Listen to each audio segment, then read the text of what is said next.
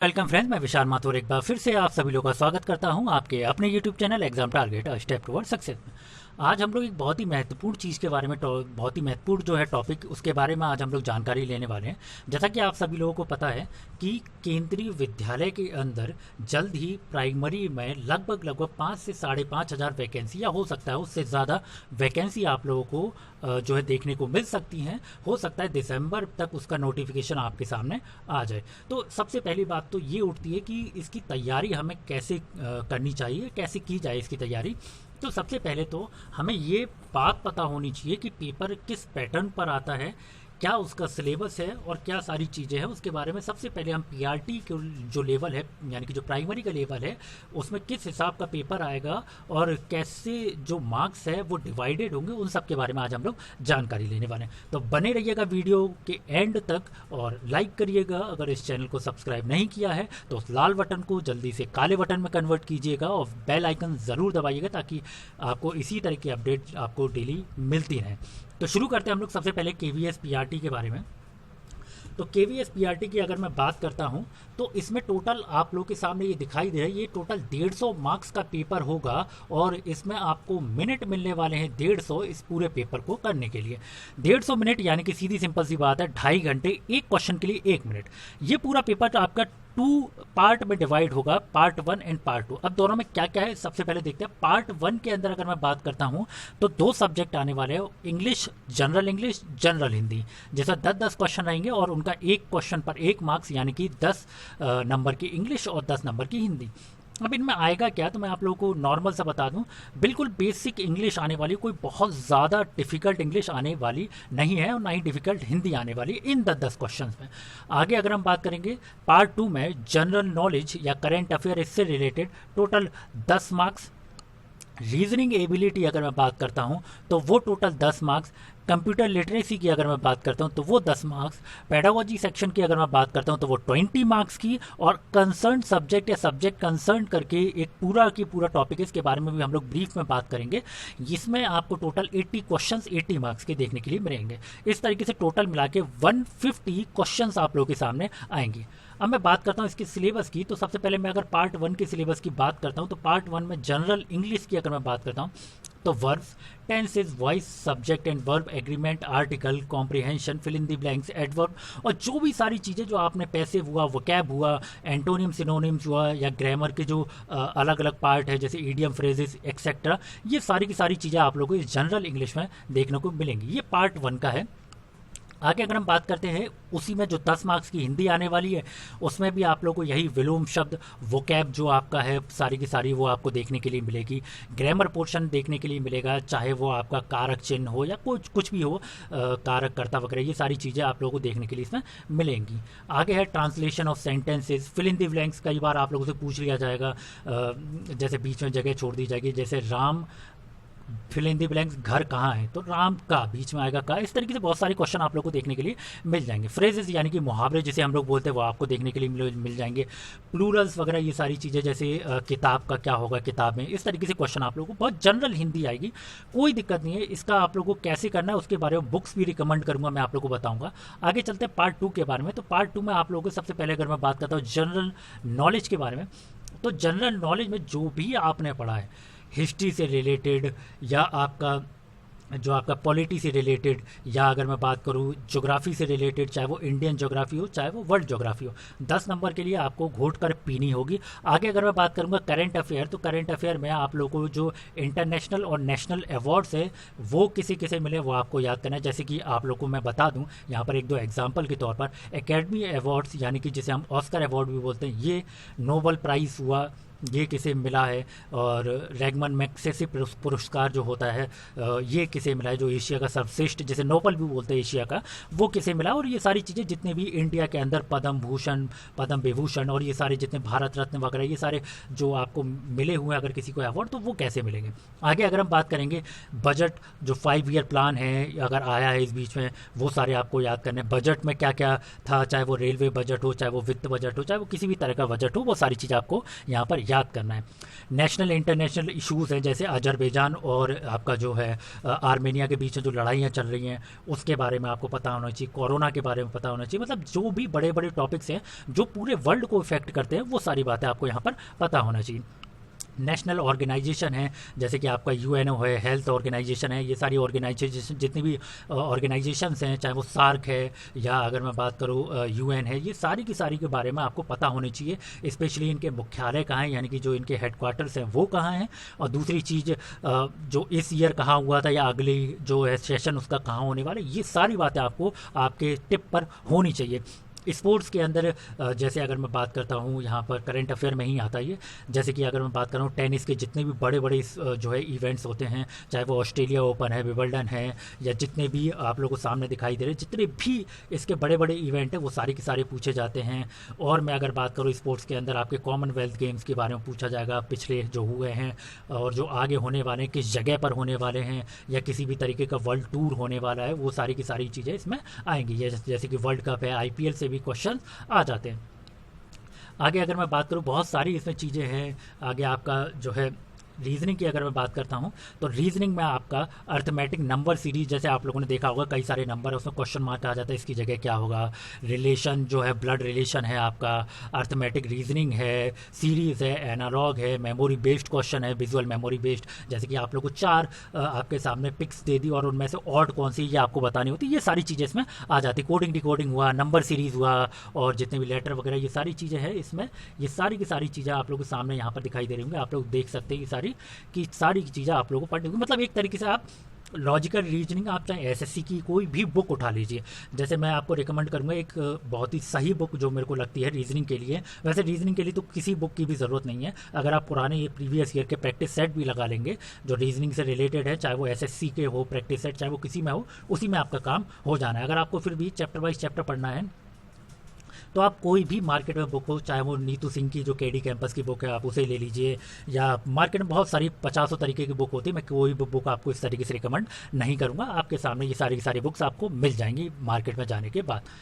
आगे अगर हम बात करेंगे मैचिंग वगैरह, ये सारी बहुत सारी चीज़ें हैं, आप लोग देख लीजिएगा, सारे के सारे वही टॉपिक हैं। अगर आप लोगों ने पहले किसी भी कंपटीशन की तैयारी की है और उसमें अगर आप लोगों का जो है रीजनिंग आ रहा है तो वो सारी की सारी रीजनिंग आपको उसमें देखने के लिए मिलेगी। आगे अगर मैं बात करूँ कंप्यूटर, तो बहुत ही बेसिक चीज़ें कंप्यूटर की पूछी जाएंगी, बहुत ही बेसिक, जैसे आपका कंट्रोल प्लस वी क्या होता है, या जो आपका माउस है उसका काम क्या होता है, या किसी भी मॉनिटर का काम क्या होता है, सीपीयू का अदर नेम क्या होता है। तो ये सारी चीज़ें बहुत ही छोटी छोटी हिस्ट्रीज इसके बारे में, जैसे कि कौन सी जनरेशन का कंप्यूटर चल रहा है, फर्स्ट जनरेशन कंप्यूटर में हमने किस चीज़ का यूज़ किया था, आईसी का किस जनरेशन में यूज़ किया था, तो ये सारी चीज़ें आपको पता होनी चाहिए। अब पेडागोजी की अगर मैं बात करता हूँ तो ये बहुत ही ब्रॉड है, आता देखिएगा। अगर मैं आपको बात करूँ पेडागोजी सेक्शन की बात करता हूँ, एक सेकंड रुकिएगा। पेडागोजी सेक्शन की अगर मैं बात करता हूं तो देखिएगा आप लोगों के सामने पेडागोजी सेक्शन आता बेशक 20 नंबर का है, लेकिन इसका सिलेबस आप देखेंगे तो आपने चाहे बीएड की हो या फिर आपने किया हो बीटीसी, आपने कोई भी कोर्स किया हो या कोई भी अदर 2 ईयर डिप्लोमा किया हो, उन सभी के सभी में आपने जितने भी सब्जेक्ट जो कि आपका साइकोलॉजी सब्जेक्ट जो मेन सब्जेक्ट होते हैं वो अगर आपने पढ़े हैं तो वो सारे के सारे आपको दोबारा पढ़ने पड़ेंगे, क्योंकि सारे एज इट इज आते हैं। अगर आप लोगों ने सीटेट और टेट तो दिया ही होगा, जाहिर सी बात है तभी आप लोग क्वालिफाई करने के लिए जाएंगे केवीएस के लिए। तो जो आपने केवीएस के, जो आपने टेट के अंदर पेडागोजी सेक्शन पढ़ा था, वही की वही सेक्शन आपको डिट्टो उस इसमें पढ़ना है आपको पूरा की पूरा। बहुत सारा है, लंबा चौड़ा सिलेबस है। अगर मैं धीरे धीरे करके स्क्रॉल कर रहा हूँ, अगर आप चाहें तो आप इसको एक काम करिएगा, रोक कर आप इसको स्क्रीनशॉट भी ले सकते हैं। तो मैं बहुत ही आराम से इसे निकाल रहा हूँ, आप लोग देख सकते हैं बहुत सारी चीज़ें हैं। अगर मैं इसमें बताने के लिए बैठूंगा तो बहुत ही समय लग जाएगा। ये देखिएगा, बहुत ही लंबा टॉपिक है पेडागोजी, 20 नंबर का बेशक है लेकिन ये आपकी जान खाने वाला है। आगे अगर मैं बात करूँगा, अब जो मेन है आपका, जो आपको मैं दिखा देता हूँ एक सेकंड के लिए। ये देखिएगा, ये आप लोगों के सामने ये जो दिखाई दे रहा है सब्जेक्ट कंसर्न, ये जो टॉपिक आप लोगों को दिखाई दे रहा है, ये टोटल 80 मार्क्स का है मेरे भाई, 80 मार्क्स का, जिसमें 80 क्वेश्चन आने वाले हैं। अब इसमें है क्या क्या मैं आप लोगों को बता देता हूँ सब्जेक्ट कंसर्न के अंदर। तो देखिएगा, ये देखिएगा, आपके सामने ये सब्जेक्ट कंसर्न की अगर मैं बात करता हूँ तो इसमें टोटल 4 चीज़ें आने वाली हैं, जिसमें कोर लैंग्वेज जो हिंदी और इंग्लिश है, ये मान लीजिए 10 नंबर की हिंदी यहाँ पर भी आपको देखने के लिए मिल जाएगी। 10 नंबर की पहले भी हम पार्ट 1 में देख चुके हैं, पार्ट 2 में भी 10 नंबर की हिंदी, 10 नंबर की इंग्लिश आपको यहाँ पर देखने के लिए मिल जाएगी, और पार्ट 1 में भी 10 नंबर की हम लोग इंग्लिश देख चुके हैं। तो टोटल मिला के हिंदी आपकी 20 नंबर की होगी और इंग्लिश आपकी 20 नंबर की। और ये बहुत ही ईजी, अगर मैं बात करूँ एसएससी लेवल की बिल्कुल भी इंग्लिश नहीं है, बहुत ही नॉर्मल लेवल की इंग्लिश है, या आप एसएससी बैंक तो बहुत ऊपर लेवल हो गया, आपसे बहुत ही बेसिक जो है लेवल की इंग्लिश पूछी जाएगी, जिसमें से आपको इन 20 में से अगर मैं बात करूँ इंग्लिश के कोर्स की, तो 20 में से 3 या 4 तो आपको 4 से 5 आपको एंटोनियम सिनोनियम ही मिल जाएंगे, 4 से 5 क्वेश्चन आपको यहाँ पर पैराग्राफ से भी मिल जाएंगे। तो इस तरीके से बहुत ही अच्छे तरीके से इसे डिफाइन किया गया, बहुत ही ईजी है। तो आप इस 40 नंबर में से आप टोटल 30 to 35 स्कोर आराम से कर सकते हैं। अगर मैं जनरल साइंस की बात करता हूँ तो आपकी 10th क्लास तक की, गौर से सुनिएगा, 10th क्लास तक की फिजिक्स, केमिस्ट्री एंड बायोलॉजी तीनों की तीनों आने वाली है। तो ये चीज़ याद रखिएगा, अगर आप लोगों ने 10th क्लास तक की एनसीईआरटी नहीं पढ़ी है तो जो 9th और 10th इन 2 क्लास की, आपने चाहे किसी भी क्लास की पढ़ी हो या ना पढ़ी हो, लेकिन आप 9th और 10th की एनसीईआरटी को ज़रूर पढ़ के जाइएगा, उससे बाहर कुछ भी नहीं आने वाला है। और मैं इसके अलावा कोई और बुक आपको रिकमेंड करूँगा भी नहीं। अगर आपको ये सारी चीज़ें, अगर आप साइंस साइड से हैं ऑलरेडी, तो आप एक काम कर सकते हैं कि आप इसका रिवीजन कर सकते हैं, आप उसके लिए लूसेंट जरूर ले सकते हैं। लेकिन अगर जो बिगिनर हैं तो उनके लिए मैं रिकमेंड करूंगा, चाहे वो किसी भी बोर्ड से क्यों ना हो, वो एनसीईआरटी को ज़रूर पढ़ें, क्योंकि एनसीईआरटी हिंदी और इंग्लिश आपको दोनों में अवेलेबल होती है। आगे अगर मैं बात करता हूँ जनरल मैथमेटिक्स की, तो ये फिर से वही 8th to 10th की मैथ्स आपको यहाँ पर करनी है। बहुत ही आसान क्वेश्चन आते हैं। अगर आपने प्रीवियस ईयर के पेपर नहीं देखे तो आप नेट पर जाइए, प्रीवियस ईयर के क्वेश्चन पेपर देखिएगा, मैथ इसमें कितनी आसान आती है आपको देखकर ही पता चल जाएगा। आगे अगर बात करेंगे एनवायरमेंटल साइंस, एनवायरमेंटल साइंस तो बोलने के लिए है मेरे भाई। इसमें आप लोगों को एनवायरमेंटल साइंस के अंदर पूरी हिस्ट्री पढ़नी पड़ेगी, जैसा कि मैं आप लोगों को दिखा पा रहा हूँ यहाँ पर, पूरी की पूरी हिस्ट्री आपको पढ़नी पड़ेगी, ज्योग्राफी पढ़नी पड़ेगी, इकोनॉमिक्स पढ़नी पड़ेगी, जो भी कॉमर्स का सेक्शन है जो इकोनॉमिक्स के ही अंदर आता है, ये सारी चीज़ें, कंप्यूटर, ये सारी की सारी चीज़ें आप लोगों को इसमें पढ़नी ही पड़ेंगी। तो ये बिल्कुल भी भूल ना करें कि इसमें आप लोगों को जो है कि केवल आप लोग पढ़ के चले जाए, जो जनरल जो है ईवीएस है, जो 5th to 6th क्लास में हम लोग की आती थी 8th क्लास तक, तो ऐसा बिल्कुल भी नहीं है। आप लोगों को ये पूरा ब्रॉड सिलेबस यहाँ पर पढ़ना पड़ेगा। अगर सबसे ज़्यादा अगर मैं मेहनत कहूँ तो सबसे ज़्यादा मेहनत आपको इसी टॉपिक में करनी पड़ेगी, क्योंकि जीएस का पार्ट आप लोग को यहाँ पर भी आप लोगों को करीब 30 से 40 नंबर का देखने को मिल जाएगा, और 10 नंबर का वहाँ पर भी। तो टोटल मिला के 50 से 60 नंबर का जीएस का पार्ट आप लोगों को केवल और केवल जीएस का आप लोगों को 50 से 60 नंबर के बीच में देखने को मिल जाएगा। तो ये चीज़ याद रखिएगा कि जो सबसे ज़्यादा मेहनत करने वाला टॉपिक है, क्योंकि एक बार को जीएस, अगर आप साइंस की अगर मैं बात करता हूँ जनरल साइंस की, तो जनरल साइंस को आप बाउंड कर सकते हैं कि आप 9th और 10th की एनसीईआरटी पढ़ लीजिए, आपका काम हो जाएगा। आप जनरल मैथ्स को 9th और 10th की आप जनरल मैथ्स पढ़ लीजिए, आपका काम हो जाएगा। लेकिन कोर लैंग्वेज की अगर मैं बात करता हूँ तो कोर लैंग्वेज भी आपकी हो जाएगी। पेडागोजी सेक्शन की बात करता हूँ तो वो भी हो जाएगा एक बार को।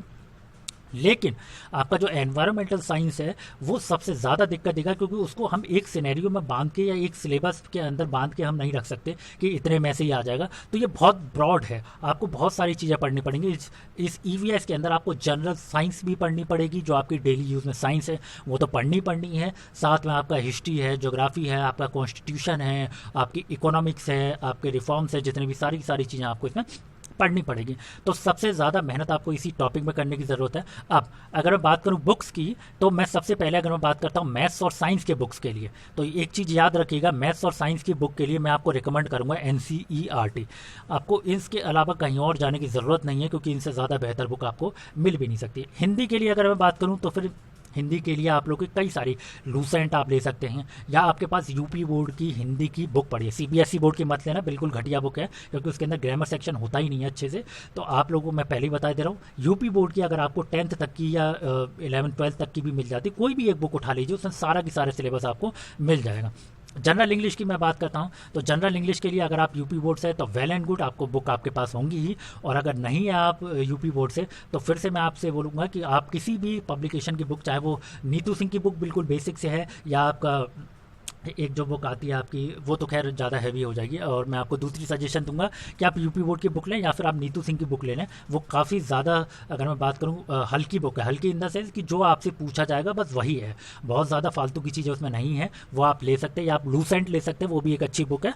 आगे अगर मैं बात करता हूँ आपको जनरल नॉलेज के लिए, तो ये चीज़ याद रखिएगा, जनरल नॉलेज को आप किसी भी हाल में बाउंड करके नहीं रख सकते। आपको उसके लिए एनसीईआरटी भी पढ़नी होगी, हो सकता है कि उसमें से ना आए। तो आप एक काम कर सकते हैं कि जो फर्स्ट टू फिफ्थ क्लास तक की होती है एनसीईआरटी, मतलब एक तरीके से आप ये मान लीजिए फर्स्ट टू फिफ्थ तक की एनसीईआरटी तो आपको पढ़नी पड़नी है, और उसके साथ में 8th टू 10th तक की या 12th तक की आपको मिल जाती है, तो वो भी आप पढ़ लीजिए, क्योंकि वो बहुत ब्रॉड सिलेबस है। करंट अफेयर की अगर मैं बात करता हूँ, करंट अफेयर के लिए आप लोगों को कुछ नहीं करना, आप कोई भी एक चैनल सब्सक्राइब कर लीजिए जो करंट अफेयर को आपको डेली करंट अफेयर देता हो। आप बस उसकी करंट अफेयर को डेली नोट करिए और पढ़ते रहिए। और अगर आपको नहीं पढ़ना है डेली की डेली, तो आप इसके लिए प्रतियोगिता दर्पण, इसके लिए मेरे को सबसे बेहतरीन बुक लगती है, तो आप प्रतियोगिता दर्पण ले आएँ 6 मंथ की, या वो तो ईयरली भी आती है, 6 मंथ की भी आती है, तो आप 6 मंथ वाली ले आएँ, बहुत ज़्यादा बेहतर है। क्योंकि करंट अफेयर आजकल 6 मंथ से ज़्यादा अब आपको पूरा 1 ईयर का जो है करंट अफेयर आपसे पूछा जाता है। तो ये चीज़ याद रखिएगा कि आपको कम से कम 1 ईयर का करंट अफेयर या जो मेन इवेंट है 1 ईयर के अंदर, वो तो कम से कम आपको पढ़ के जाने। रीजनिंग के लिए मैंने आपको बता दिया। कंप्यूटर के लिए आप लोग लूसेंट की जो है एक नॉर्मल बुक आती है जिसमें सारे के सारे सब्जेक्ट होते हैं, तो उसके अंदर जो है 10-12 पेज है अराउंड, तो आप उसे कर लीजिए, बस ये मोर देन इनफ है। पैडागोजी के लिए मैं आपको रिकमेंड करूंगा किसी भी एक चैनल को सब्सक्राइब कर लीजिए, काफ़ी सारे चैनल आपको मिल जाएंगे यूट्यूब पर। आपको इसके लिए कोई बुक लेने की ज़रूरत नहीं, बस हाँ, लेकिन एंड टाइम पर कम से कम आप एक प्रैक्टिस सेट ज़रूर ले लीजिएगा, ताकि आपको पता चले कि आप कितने पानी में हैं। प्रैक्टिस सेट से घबराइएगा मत, क्योंकि अगर पेपर 100% आता है तो प्रैक्टिस सेट हमेशा 130 बना कर देते हैं, ताकि बच्चा जो है या तो उस कोचिंग का कोर्स ले ले, या तो फिर थोड़ा सा, मतलब एक तरीके से ये कह सकते हैं, थोड़ा डिप्रेशन में नहीं आना है आपको। वो थोड़ा डराने के लिए ऊपर तो देते ही देते हैं, लेकिन आपकी तैयारी आपको लगभग पेपर के हिसाब से ही करनी है। आप पुराना पेपर उठाइए, उसी हिसाब से अपनी तैयारी करते रहिए। अब अगर मैं बात करता हूँ यहाँ पर आपके सेफ मार्क्स की, तो सेफ मार्क्स की अगर मैं बात करता हूँ, तो फिर यहाँ पर अगर मैं बात करता हूँ, अगर आप लोग एससी कैंडिडेट है तो आपको कम से कम 100+ मार्क्स चाहिए होंगे, क्योंकि आप लोग को पता होना चाहिए 85 मार्क्स का जो है वेटेज इन लोगों का जो है रहता है।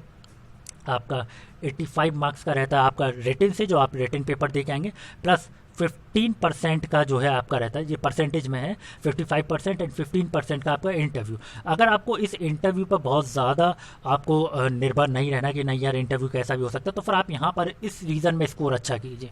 तो मैंने आप लोग को पहले ही बताया है कि अगर आप एससी के अंदर हैं तो आपको कम से कम 100+ चाहिए होगा, जो आपका सेफ स्कोर है 100+। फिर आप इंटरव्यू पे एक बार को अगर इतना ज़्यादा, हालांकि गौर तो करना ही होगा, लेकिन अगर आप थोड़ा लो भी रहते तो भी कोई दिक्कत नहीं है।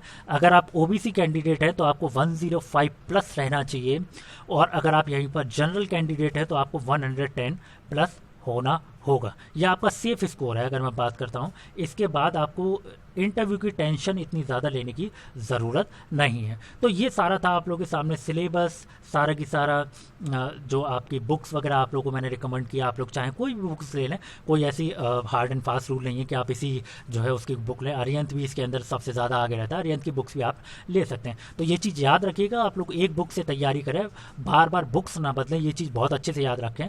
तो जो आप 4-5 मार्केट में जाए, 4-5 बुक्स को एनालाइज करें, फिर उसके बाद खरीदें, उसके बाद उसी बुक को 4 या 5 बार करें, और उसके साथ में प्रैक्टिस सेट लगाएं। इससे ज़्यादा कहीं नहीं जाना है, आपका सिलेक्शन हो जाएगा। क्योंकि ये उतना भी कठिन नहीं है जितना कोचिंग सेंटर दिखाते हैं, और उतना भी सरल नहीं है जितना हम लोग समझते हैं। तो दोनों के बीच का मामला है ये बात याद रखिएगा। आप बिना कोचिंग के भी आप KVS निकाल सकते हैं। कई सारे बच्चों ने टेट और सीटेट भी निकाला होगा और KVS भी निकाला होगा, कोई बहुत बड़ी बात नहीं है। एक तो सबसे बड़ी बात है इसमें नेगेटिव मार्किंग नहीं होती। 150 नंबर में से अगर आप 100 क्वेश्चन भी करके आते हैं और 50 में से तुक्का भी लगाते हैं, तो कितनी भी बुरी किस्मत हो तो 10 तो सही चले ही जाएंगे, इतना मैं मान के चलता हूँ। तो ये था आप लोगों के सामने सिलेबस। कैसी लगी वीडियो ज़रूर बताइएगा। क्या चीज़ छूटी, अगर आपको पता चलेगी कोई चीज़ अगर मैंने इसे छोड़ी है तो मेरे को बताइएगा ज़रूर, उसे हम अगली वीडियो में इसमें जोड़ देंगे। तो आज के लिए इतना ही। Thank you very much.